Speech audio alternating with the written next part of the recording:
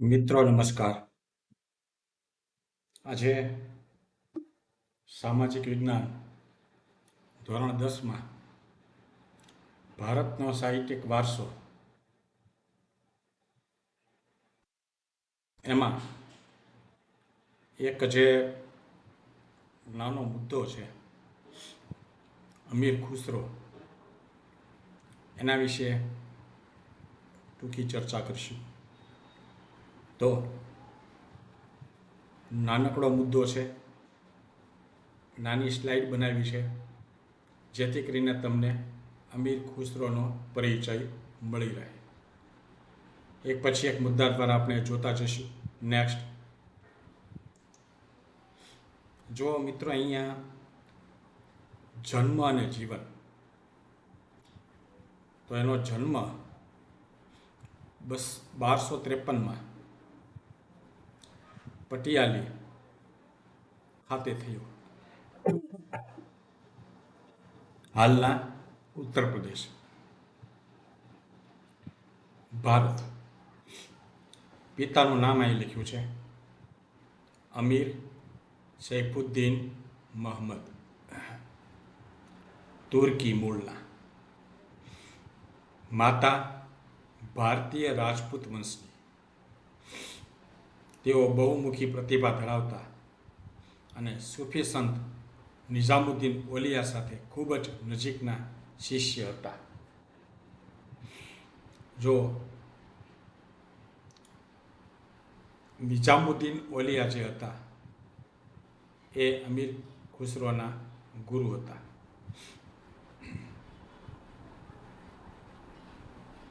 ત્યાર પછી નેક્સ્ટ,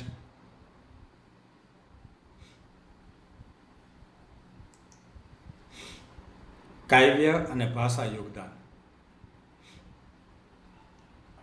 પારસી અને હિન્દી, પુરાતન હિન્દી અને ઉર્દુ બંને ભાષામાં કવિતાઓ લખી હતી.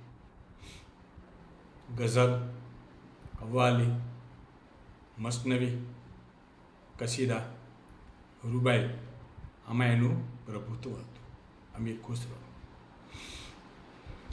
હિન્દી ભાષાના વિકાસમાં તેમનું મોટું યોગદાન. કોનું? અમીર ખુસરો. આપણે ત્યારે અમીર ખુસરોની ચર્ચા કરીએ છીએ. હિન્દીમાં લખેલી રચનાઓએ ઉર્દુ અને હિન્દી આ સાહિત્યને સમૃદ્ધ બનાવ્યું. ત્યાર પછી નેક્સ્ટ, સંગીત યોગદાન. અનેક નવા રાગો અને તાલોની રચના છે. કવાલી પરંપરાના પ્રેરણા ગણાય છે. સિતાર જેવી વાદ્યશૈલીના વિકાસ સાથે તેમનું નામ જોડાયેલું છે. કેટલાક ઇતિહાસકારો મતભેદ રાખે છે. ખ્યાલ અને તરાના ગાયિકાના શૈલીઓમાં યોગદાન. ત્યાર પછી નેક્સ્ટ, મહત્વપૂર્ણ કૃતિઓ જે આપણી બુકમાં પણ આપી છે. તગુલકનામા, ગિયાસુદ્દીન તુગલકના સમયની કાવ્ય કૃતિ. ખઝાઇનુલ ફુતુહ, નૂહ સિપહેર,